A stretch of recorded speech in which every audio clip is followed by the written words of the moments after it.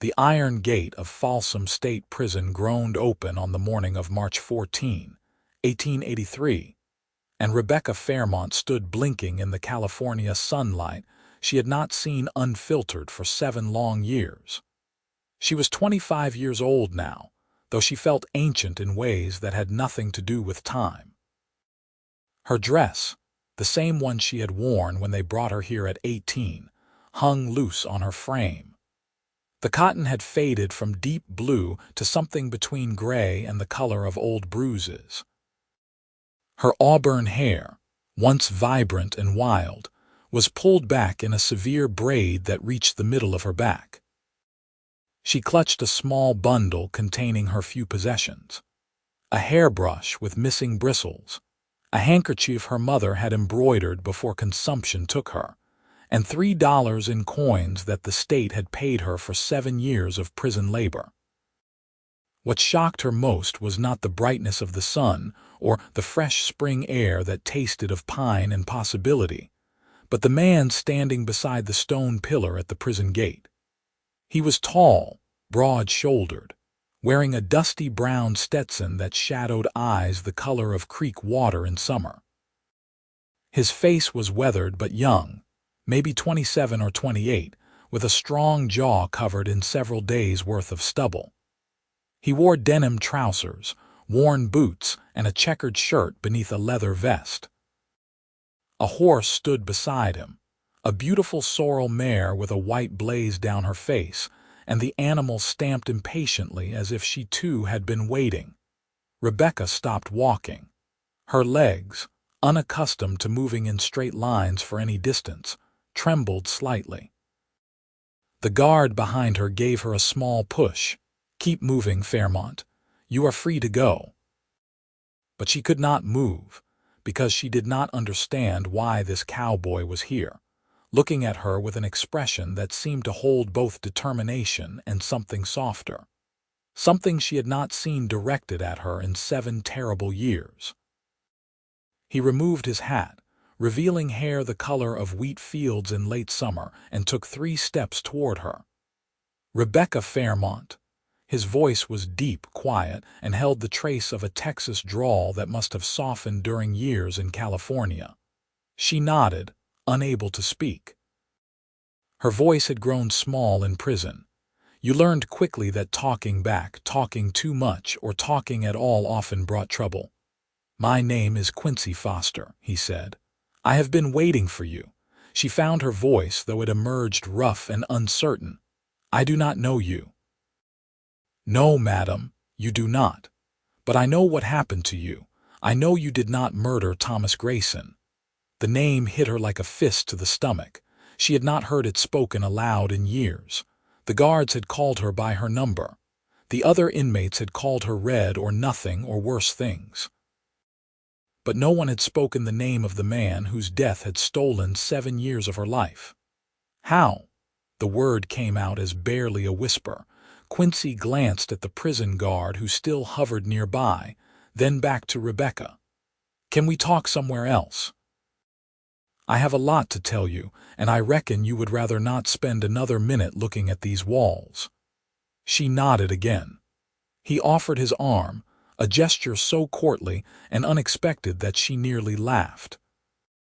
But she took it, feeling the solid warmth of him through the fabric of his shirt, and let him guide her away from Folsom Prison. The guard called after them, "Do not cause any more trouble, Fairmont." Quincy helped her onto his horse. She had not ridden in 7 years, but her body remembered. He swung up behind her, and she tensed at the proximity, at having a man so close after years of careful distance from everyone. But his hands were gentle as he took the reins, and he kept a respectful space between them despite the confined saddle. They rode in silence for nearly an hour, following a dusty road that wound through rolling hills covered in golden grass and scattered oaks. Rebecca watched the landscape with hungry eyes, memorizing every detail. The way the wind moved through the grass, the cry of a red-tailed hawk circling overhead, the scent of wildflowers and sun-warmed earth. Freedom smelled different than she remembered. Finally, Quincy guided the mare off the main road toward a small creek lined with willows. He dismounted and helped Rebecca down, and she noticed that his hands lingered at her waist for just a moment longer than necessary, as if he wanted to make sure she was steady on her feet. "I brought some food," he said, pulling a bundle from his saddlebag. "Figured you might be hungry." She was beyond hungry. The prison had fed them enough to survive, but never enough to satisfy. He spread a blanket beneath a willow tree and unpacked fresh bread, cheese, dried beef, apples, and a canteen of cool water. Rebecca tried to eat slowly, tried to maintain some dignity, but the food was so good, so real, that she found herself crying as she chewed. Quincy said nothing, just handed her his handkerchief and looked away to give her privacy in her tears. When she finally composed herself, he began to talk. "I worked for Thomas Grayson," he said, "on his ranch outside of Willits. I was 21 years old, just a ranch hand trying to make enough money to buy my own spread someday. I worked there for 3 years before he died." Rebecca stiffened. "Then you think I killed him?" "No," Quincy said firmly. "I know you did not. I know it was his brother, Marcus." The world tilted. Rebecca set down the piece of bread she had been holding. "What?" "I saw them arguing that night," Quincy said. "I had been out checking on a sick horse in the far barn. It was late past midnight. I was walking back to the bunkhouse when I heard shouting from the main house. I saw Marcus through the window. He was drunk, yelling about money, about the will, about how Thomas had promised him a stake in the ranch and then reneged. I saw him pull a gun. Why did you not testify?" Rebecca's voice shook with an emotion she could not name, something between rage and desperate hope. "Why did you let them convict me?" Quincy's jaw tightened. "I tried. God help me, I tried. I went to the sheriff the next morning, told him everything I saw, but Marcus got there first. He told everyone that you had been Thomas's lover, that you were angry because he refused to marry you, that you shot him in a rage. He had the gun planted in your room at the boarding house. He had witnesses who swore they had seen you threaten Thomas." "They were all lies," Rebecca whispered. "I know. But Marcus was rich, connected. His family had money and influence all through Northern California. I was just a cowboy, barely 21, with no proof except what I saw through a window in the dark. The sheriff told me to keep my mouth shut unless I wanted to hang alongside you for being an accomplice. He said a man like Marcus Grayson did not need some ranch hand spreading lies about him. When I insisted, when I said I would testify anyway, I got jumped one night behind the saloon. 3 men beat me so badly I nearly died. When I woke up in the doctor's office 2 days later, there was a message: leave Willits or be buried there. Rebecca studied his face and saw the truth in his eyes. She also saw the guilt, deep and corrosive. "So you left?" "I left," he confirmed, and the shame in his voice was palpable. "I was young and scared, and I told myself I had to survive, that getting myself killed would not help you, but it was cowardice, pure and simple. I have lived with it every day since. Every single day for 7 years I have thought about you in that prison, paying for a crime you did not commit while I ran away. Where did you go? Texas first, back to my family's place. Then Wyoming, Colorado, worked ranches all over, but I could not forget. I kept thinking about you, about that trial, about the look on your face when they read the verdict. You looked so small sitting there, like you could not believe what was happening. And I knew it was wrong, and I had done nothing to stop it." The creek burbled beside them, indifferent to human suffering. A breeze rustled the willow branches, creating shifting patterns of light and shadow on the blanket. Rebecca tried to process what he was telling her, but 7 years of injustice could not be unwound in a single conversation. "What changed?" she asked. Why are you here now? Quincy's expression hardened. About 6 months ago, I was working a ranch outside of Sacramento. I met a man in a saloon who used to work for Marcus Grayson. He was drunk, bitter about being fired without pay. He started talking about how Marcus had gotten away with murder, how he had killed his own brother and framed some innocent girl. He thought it was funny, said it showed how smart Marcus was. I got the man to tell me everything he knew, wrote it all down. Then I started investigating. I tracked down other people who had worked for the Graysons, people who had seen things, heard things. I found inconsistencies in the trial testimony. I found the doctor who treated Marcus the night Thomas died and noticed that Marcus had powder burns on his hand and shirt, consistent with firing a gun at close range. But none of that got me released, Rebecca said. No, Quincy admitted. The legal system did not want to admit it made a mistake, especially not one that benefited a rich man at the expense of a poor woman. I went to lawyers, judges, the governor's office. I spent every cent I had saved. Finally, about 3 months ago, I found something that could not be ignored. Marcus had kept a diary. His former housekeeper had taken it when he fired her, thinking it might contain something valuable. It did. He had written about the murder, about how easy it was to frame you, about how he bribed the witnesses and the sheriff. With that diary and the testimony I had gathered, I finally got the attention of a federal prosecutor who was not in Marcus's pocket. It took 3 months to process the paperwork and get the governor to sign your pardon, but it finally came through. Rebecca felt dizzy. A pardon. Full pardon with the notation that you were wrongfully convicted. Your record is cleared, and there is more. Quincy reached into his vest pocket and pulled out an envelope. Marcus was arrested 2 weeks ago. He is awaiting trial for murder, bribery, and obstruction of justice. The trial is set for June. The prosecutor wants you to testify, but you do not have to if you do not want to. Either way, Marcus will pay for what he did. She took the envelope with shaking hands. Inside was the official pardon document, stamped and signed. Proof that she had not been a murderer, that she had not been crazy or evil or any of the things the prosecutor had called her during the trial. She was innocent. She had always been innocent. The tears came again, but different this time. 7 years of injustice, of being treated like the worst sort of criminal, of living in a cage for a crime she did not commit. And this man, this stranger, had spent months of his life and all of his money to set things right. Why? She asked through her tears. You did not know me. You could have just let it go, lived your life. Quincy looked at her with those creek water eyes, and she saw something in them that made her breath catch. Because it was wrong. Because you deserved better.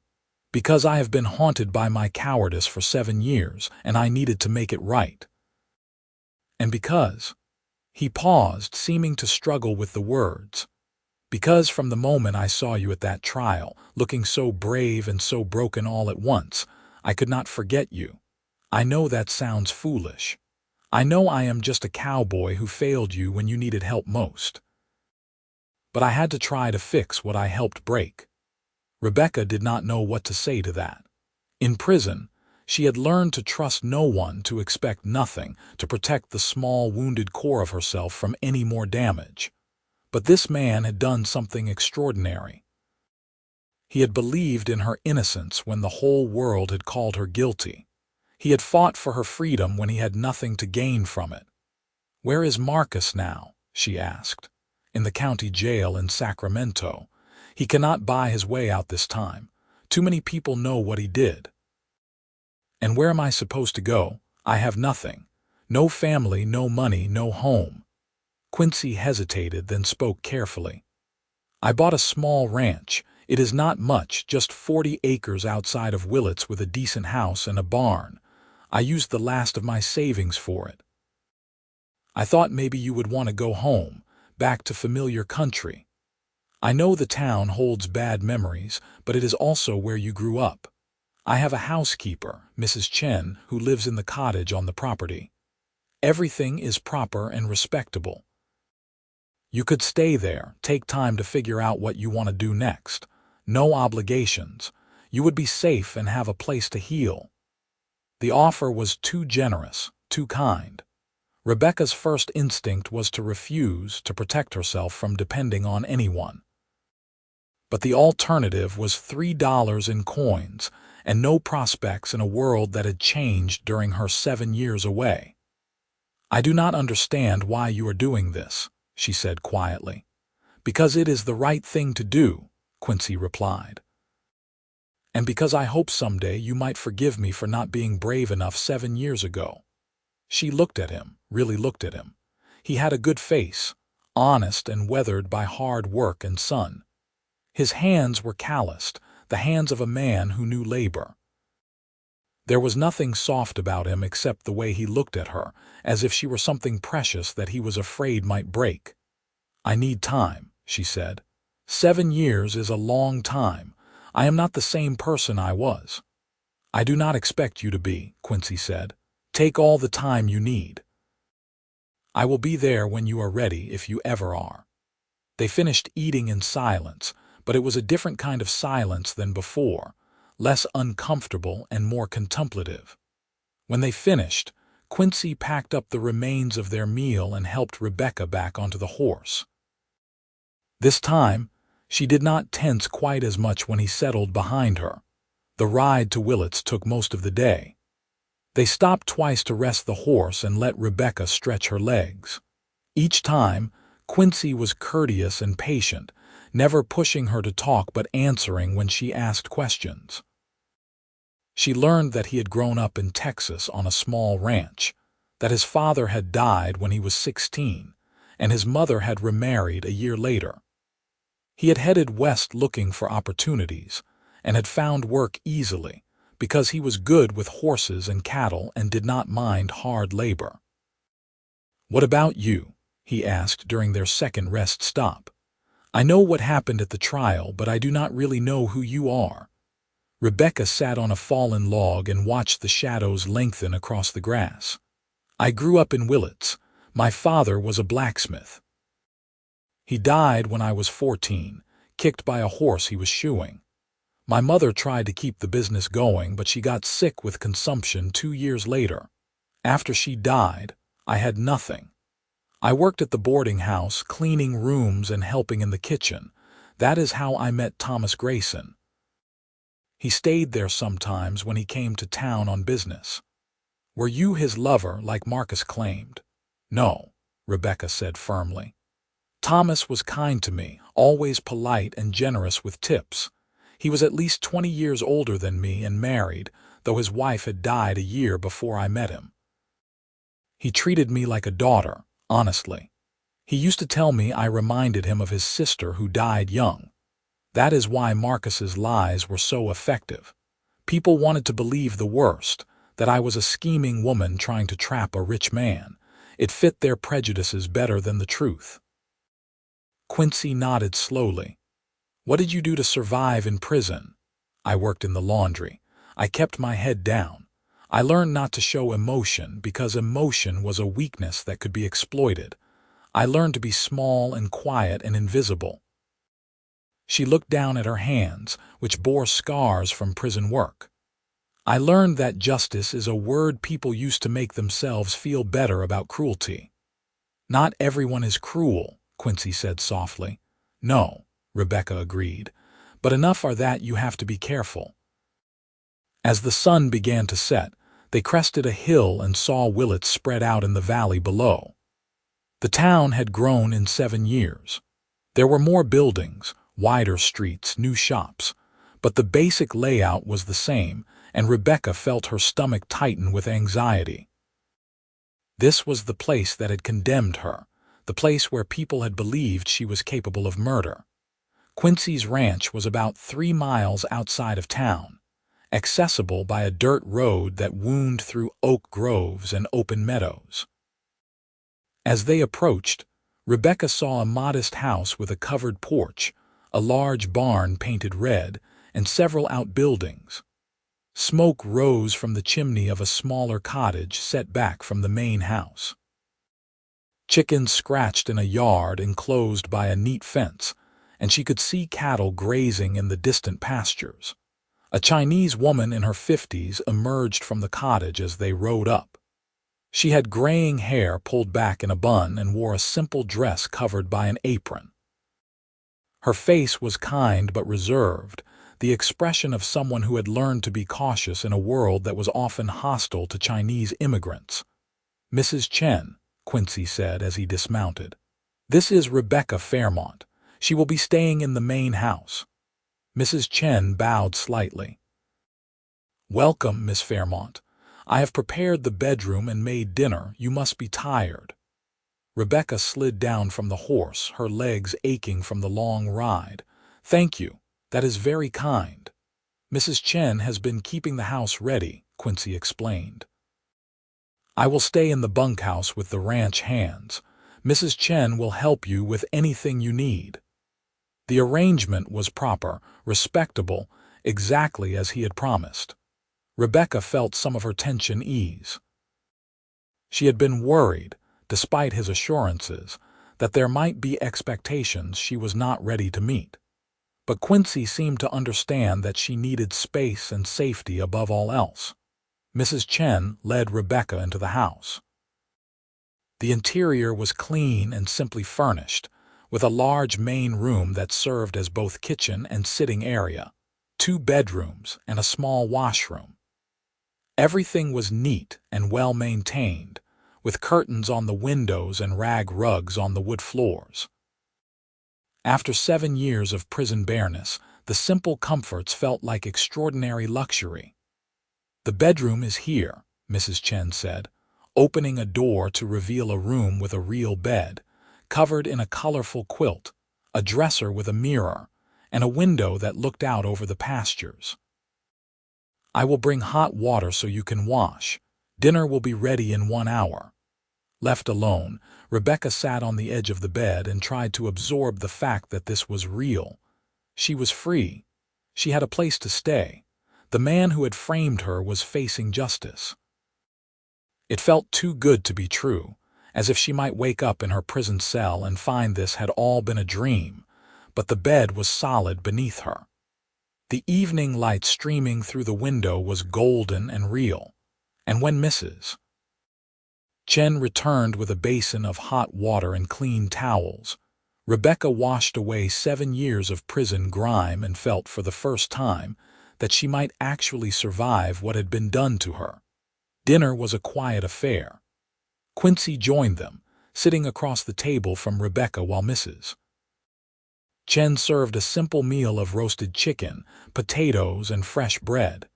The food was delicious, and Rebecca had to stop herself from eating too quickly. Her stomach, accustomed to prison rations, protested the richness. "What will you do tomorrow?" Quincy asked. "I do not know," Rebecca admitted. "I need to think. I need to understand what my life looks like now." "Take your time," Quincy said. "There is no rush. The ranch runs itself mostly. I have 2 hands who work the cattle and horses. Mrs. Chen manages the house. You can rest, walk the property, do whatever you need." After dinner, Quincy excused himself and headed to the bunkhouse. Mrs. Chen helped Rebecca prepare for bed, providing a nightgown that was clean and soft and nothing like the rough prison garments Rebecca had worn for so long. When she finally lay down in the real bed with real pillows and real blankets, she thought she might be too overwhelmed to sleep. But exhaustion won out, and she slept deeply for the first time in 7 years, with no guards calling out counts, no sounds of women crying in nearby cells, no iron bars between her and the stars. The next morning, Rebecca woke to sunlight and the sound of birds. She lay still for several minutes, reorienting herself to freedom. Then she rose, dressed in another simple dress that Mrs. Chen had left for her, and ventured outside. The ranch was beautiful in the morning light. Dew sparkled on the grass, and the air smelled of sage and livestock and growing things.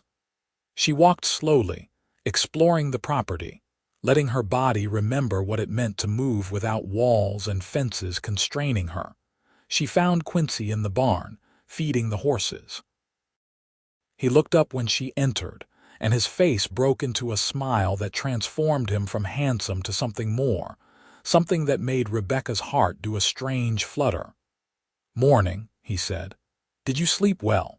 "Better than I have in 7 years," she admitted. He nodded, seeming pleased. "Are you hungry? Mrs. Chen makes excellent biscuits." They walked back to the house together, and over breakfast, Quincy told her more about the ranch. He had 40 head of cattle, a dozen horses, and chickens for eggs. He sold beef and horses to buyers in Sacramento and San Francisco, making enough to live modestly with some left over to save. The work was hard but honest, and he clearly took pride in what he had built. "I want to help," Rebecca said suddenly. Quincy looked surprised. "You do not need to. This is your home for as long as you want it. No payment required." "I need to work," Rebecca said. "I need to do something useful. 7 years of prison taught me that idleness makes you crazy. Please, let me help with something." He studied her for a moment, then nodded. "Mrs. Chen could probably use help in the garden, and the chickens always need tending. But only if you want to, and only as much as you feel able." So Rebecca began to work. At first, simple tasks felt overwhelming. Her hands, though toughened by prison labor, were not used to gentle work like weeding vegetables or collecting eggs. But gradually, she found a rhythm. The garden became her special project. She spent hours each day tending the plants, watching them grow, finding peace in the simple cycle of planting and harvesting. Quincy was always nearby but never intrusive. He worked from dawn to dusk managing the ranch, but he made time each evening to sit with Rebecca on the porch and talk. These conversations became the foundation of something neither of them had planned, but both began to recognize. Rebecca told him about her childhood, about the father she had adored and the mother she had lost too young. She talked about the dreams she had once had of getting married, having children, living a normal life. She described the terror of being arrested, the nightmare of the trial, the despair of the first year in prison when she thought she might not survive.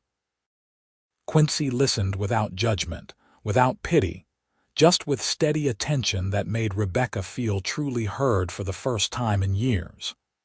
In return, he told her about his own losses, his own failures, his own journey to this place. He talked about the guilt that had driven him to find the truth, but also about the hope he had felt when he finally started making progress. "I used to imagine what I would say to you when they finally let you out," he admitted one evening as they watched the sunset paint the sky in shades of orange and purple. "I had this whole speech planned about how sorry I was, how I would spend the rest of my life making it up to you. But now that you are here, I realize words do not really cover it. You gave me back my life," Rebecca said quietly. "You did not have to. You could have lived with the guilt and eventually moved on. But you chose to fight for me. That means more than any words could." He turned to look at her, and in the fading light his eyes were darker, more intense. "I did not just do it for redemption, Rebecca. I did it because in 7 years I never stopped thinking about you. I know that sounds impossible. I did not know you. We never spoke before you were arrested. But something about you, about the injustice of what happened to you, it took root in me and would not let go. And now that I know you, now that I see how strong you are, how you survived something that would have broken most people, I am glad I did not give up." Rebecca's breath caught.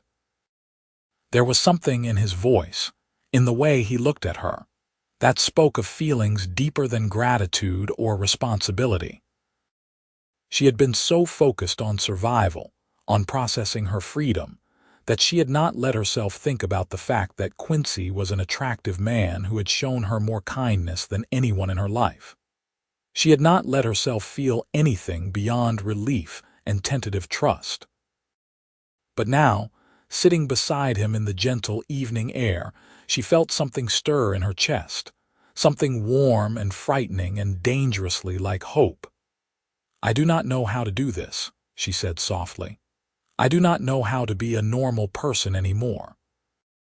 I do not know if I can trust anyone, even you, even though you have given me every reason to." "Then do not trust me yet," Quincy said. "Just let me earn it day by day. No pressure, no expectations, just time." Time became the gift he gave her. Days turned into weeks, and Rebecca slowly began to relax into her new life. She worked in the garden, helped Mrs. Chen with preserving vegetables, learned to bake bread, and relearned what it meant to live without constant vigilance. The ranch hands, two quiet men named Tom and Samuel, treated her with respectful distance, tipping their hats when they passed but never intruding. Quincy continued his evening ritual of sitting with her on the porch. Sometimes they talked for hours. Sometimes they sat in comfortable silence, just being together. Rebecca found herself looking forward to these evenings, found herself paying more attention to the way he smiled when she said something that amused him, the way he pushed his hair back when he was thinking hard about something, the gentleness in his hands when he handled the horses. One evening in late April, nearly 6 weeks after her release, Quincy arrived at the porch with 2 horses saddled. "I thought you might like to ride out to the ridge," he said.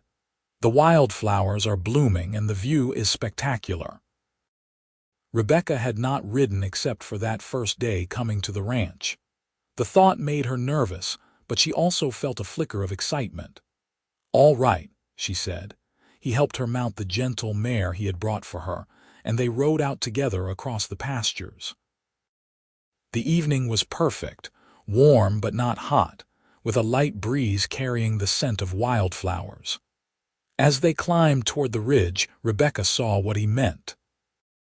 The hillsides were covered in California poppies, lupines, and wild mustard, creating a tapestry of orange, purple, and yellow that took her breath away.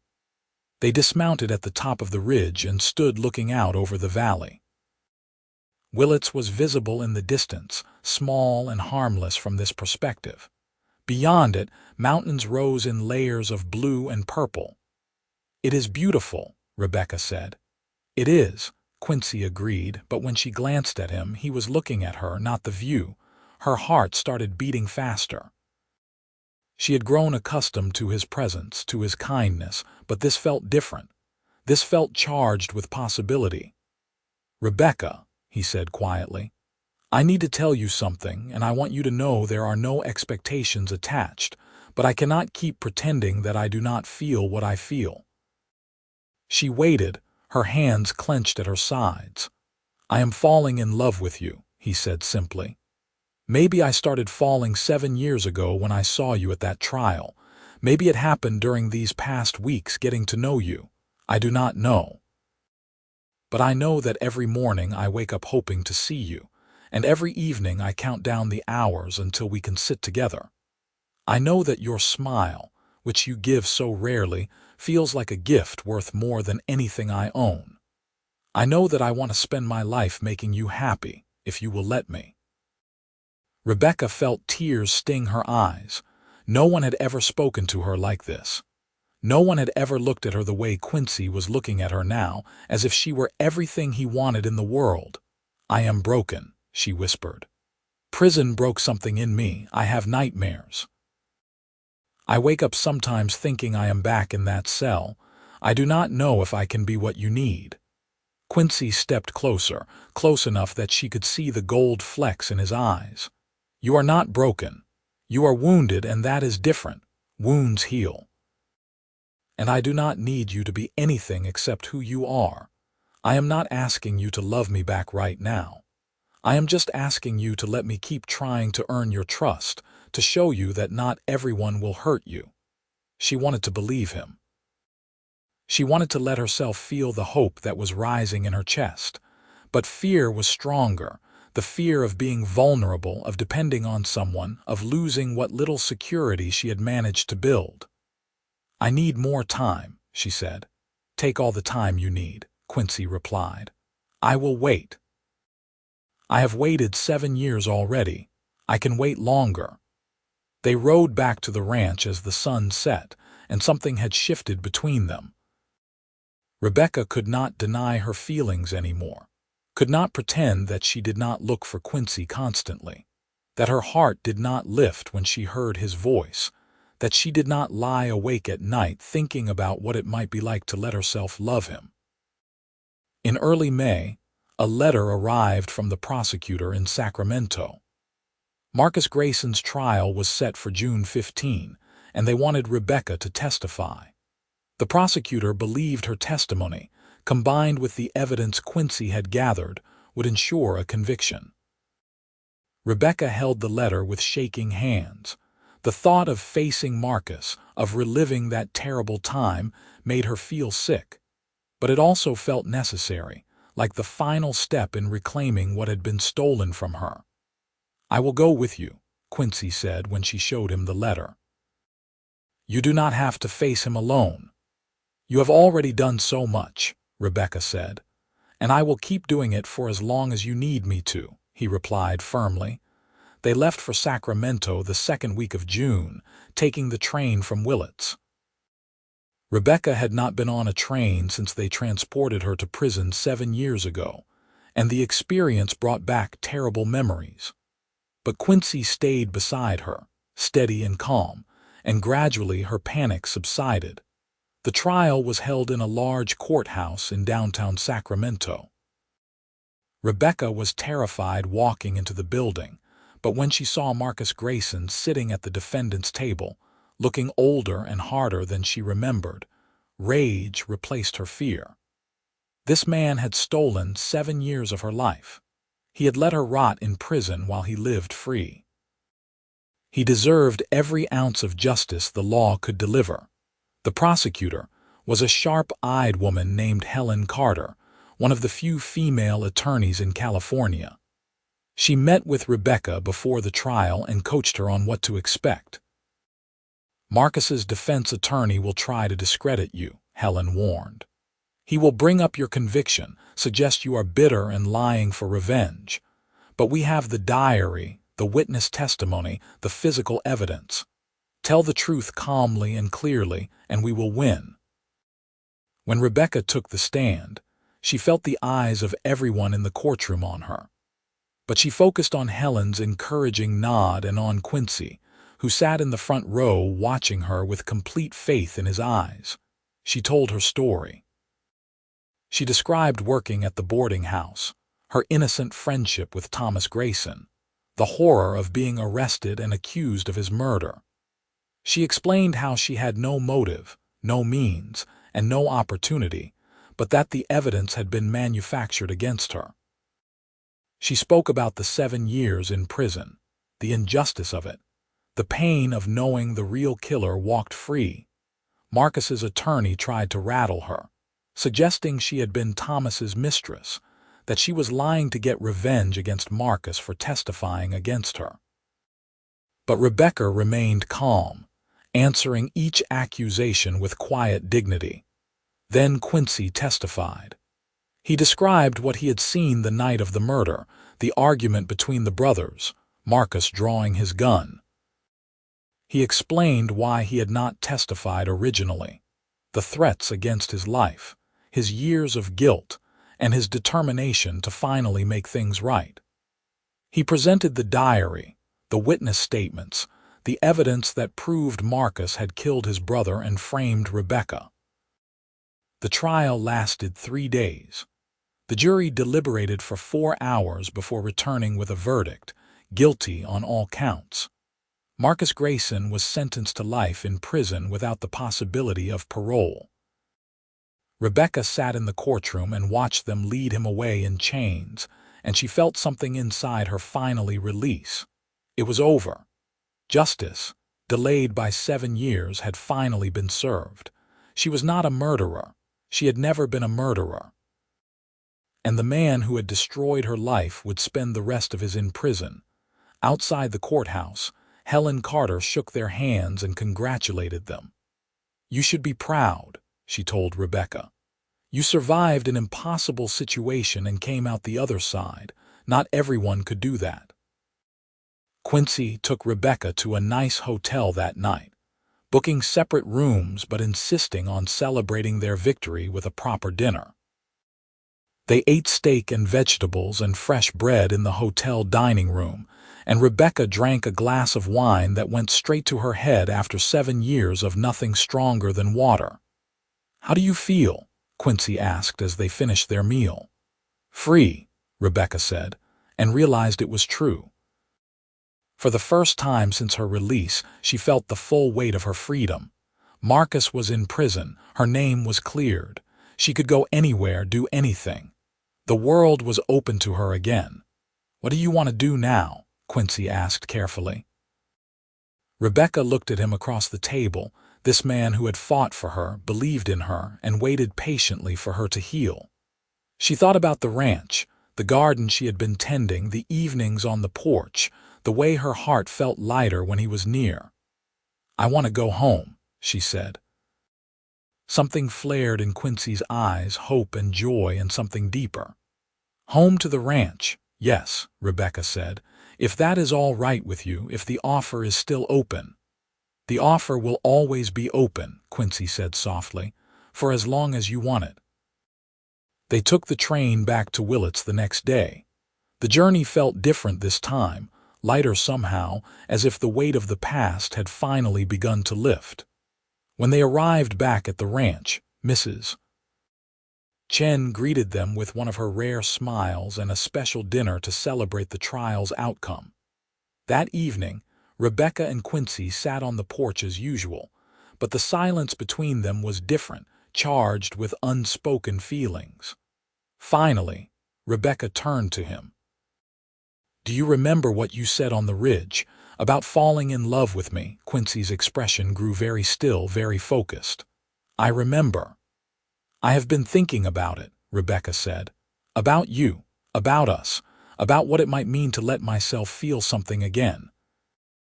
"And what did you decide?" His voice was gentle, careful, as if he knew how fragile this moment was. "I decided that I am tired of being afraid," Rebecca said. "I am tired of letting what Marcus did control my life. I survived prison. I survived injustice. I survived 7 years of hell. And now I want to do more than survive. I want to live. And I want to do it with you if you still want me." Quincy stood, pulling her to her feet. His hands were warm around hers, his touch gentle but sure. "I have wanted you from the moment I saw you walk out of that prison gate. I will want you every day for the rest of my life." He leaned down slowly, giving her time to pull away if she wanted, but Rebecca did not want to pull away. She wanted this, wanted him, wanted the chance to feel something good after so many years of pain. When his lips met hers, the kiss was soft and sweet and full of promise. It tasted like hope, like new beginnings, like everything she thought she had lost forever. When they finally pulled apart, both of them were breathing hard. Quincy rested his forehead against hers. "I love you, Rebecca Fairmont." "I love you too," she whispered, and felt the truth of it settle into her bones. She had not been looking for love. She had been looking for survival, for justice, for a way to piece her life back together. But love had found her anyway, in the form of a cowboy with creek water eyes and a heart big enough to fight for a stranger. They were married in August. A small ceremony in the parlor of the ranch house with Mrs. Chen, the ranch hands, and a few friends Quincy had made in the area.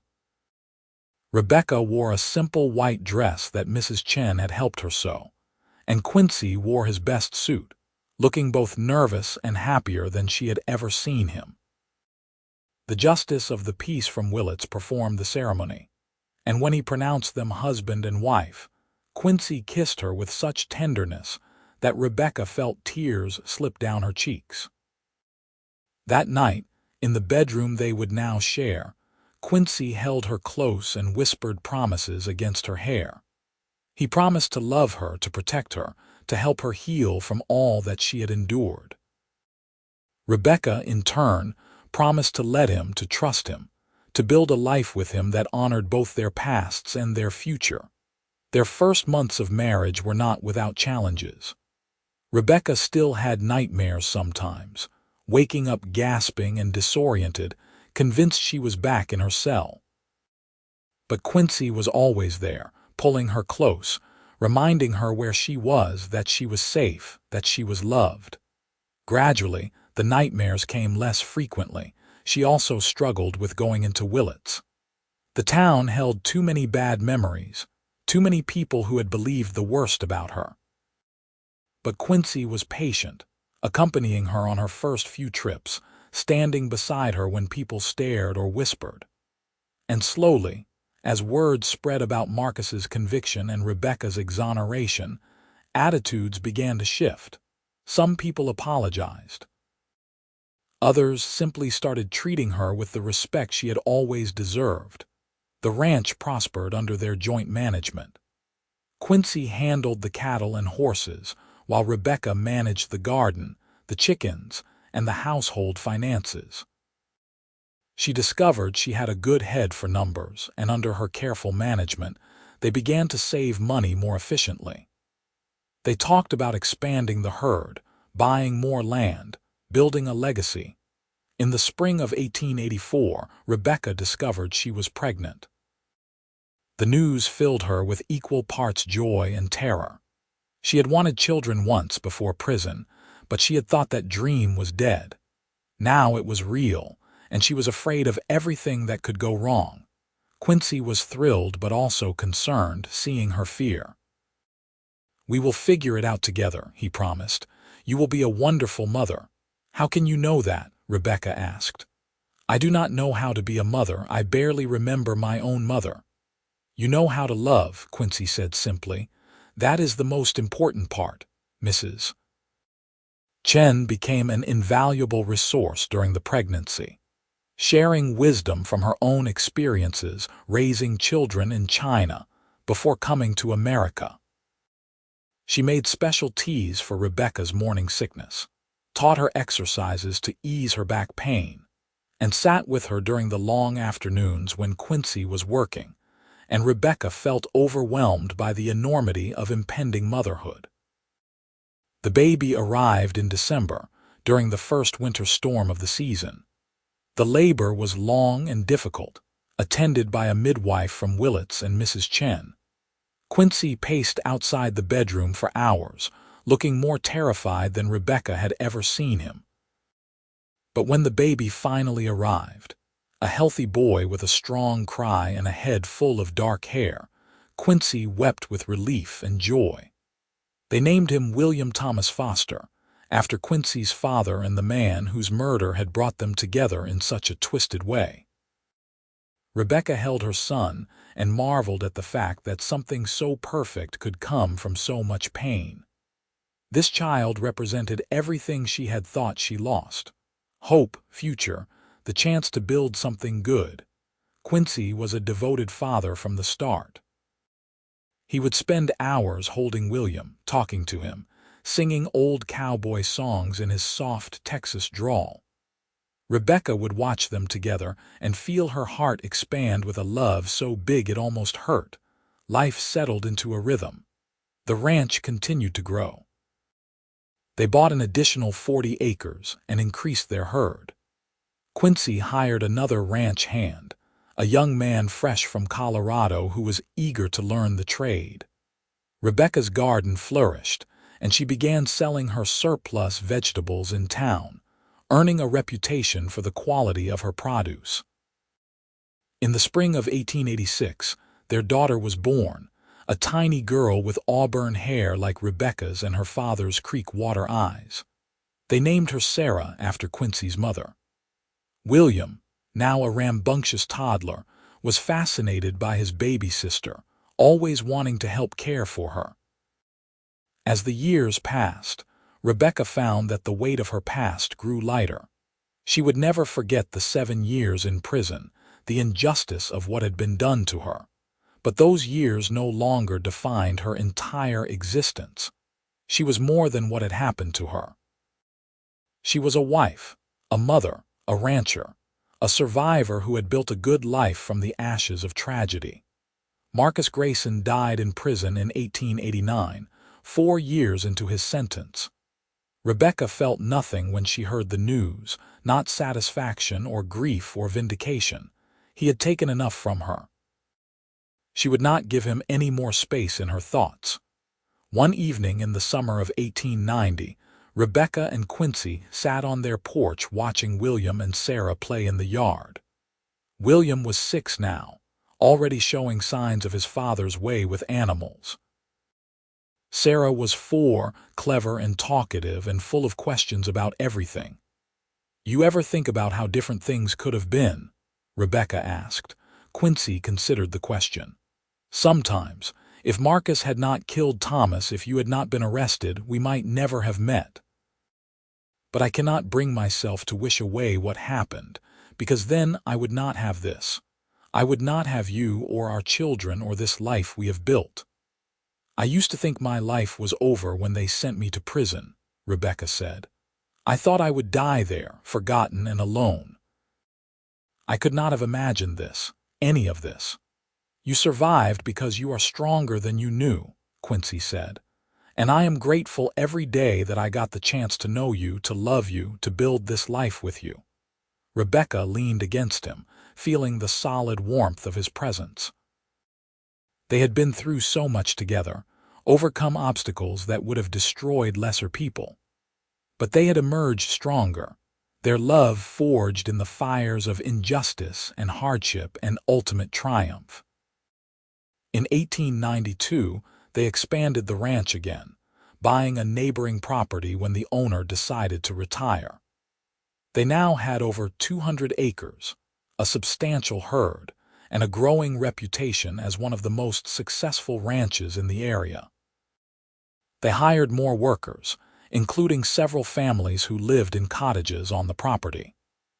Rebecca took pride in treating them fairly, paying good wages and ensuring they had decent living conditions. She knew what it was like to be powerless, and she was determined that no one in her employ would ever feel that way. Mrs. Chen eventually retired to live with her daughter in San Francisco, but she visited often and remained a cherished friend. Rebecca hired a young woman from town to help with the household work, a widow named Margaret who had 2 children of her own. Margaret and her children became part of the extended ranch family, and her daughter became Sarah's best friend. William grew into a tall, strong young man who loved the ranch life as much as his father did. He learned to rope and ride and manage cattle with natural skill. Sarah, meanwhile, showed an interest in the business side of things, often sitting with Rebecca as she went over the accounts and planned for the future.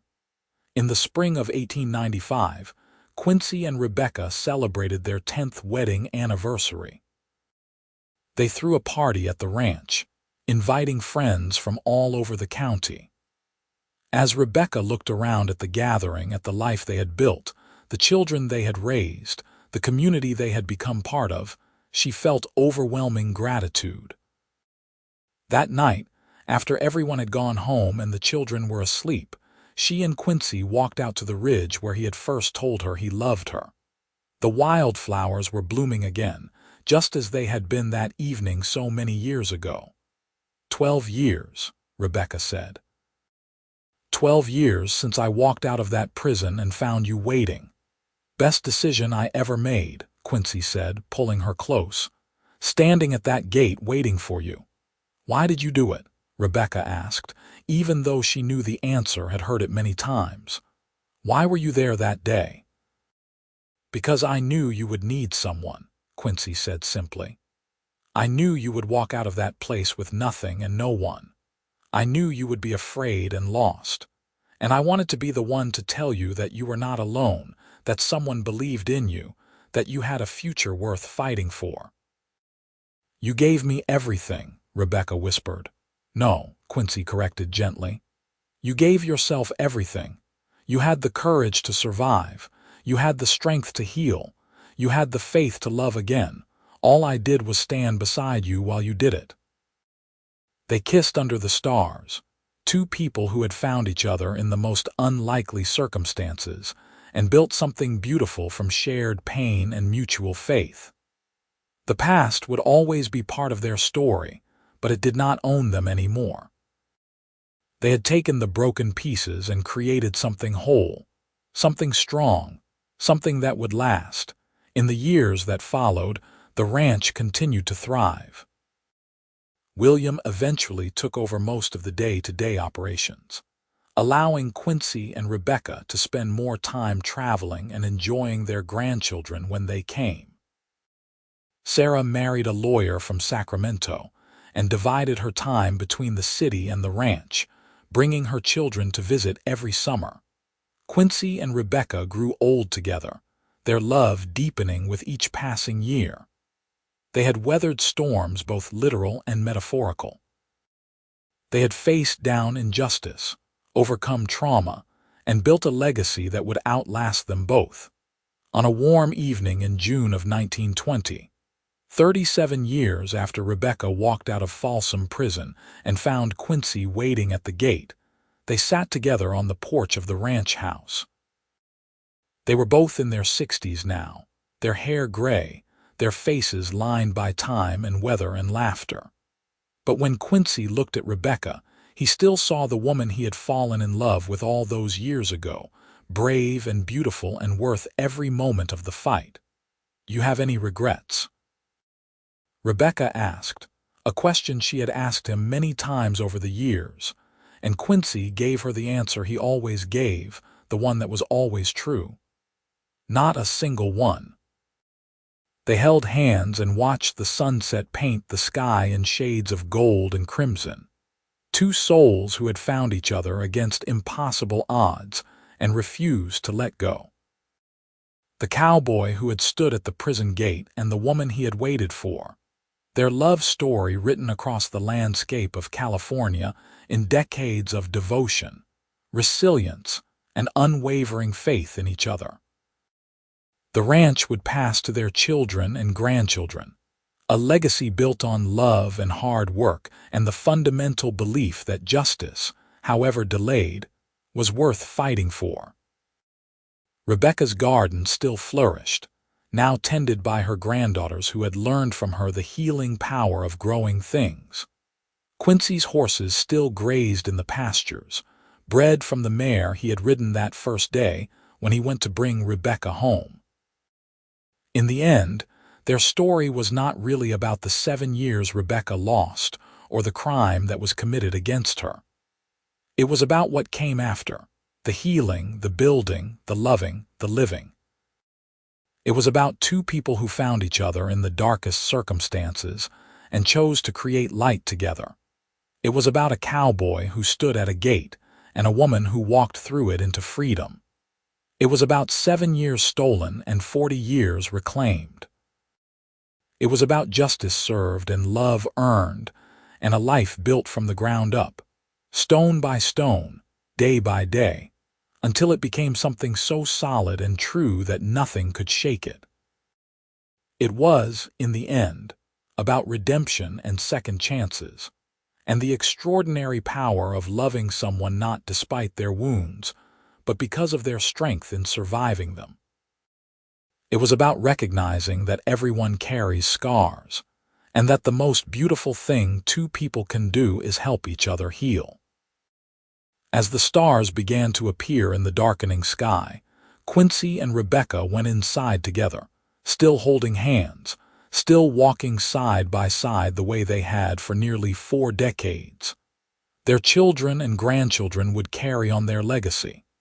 Their ranch would continue to prosper.